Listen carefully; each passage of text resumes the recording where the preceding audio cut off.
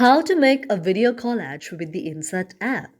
If any day you would like to make a video collage, then the Inshot app is the perfect application for you. But if you do not know how to make a video collage from it, just follow the following steps.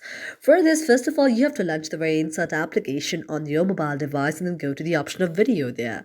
After that, you have to go to the option of new there, and then you can go to the option of the blank as well and tap on that.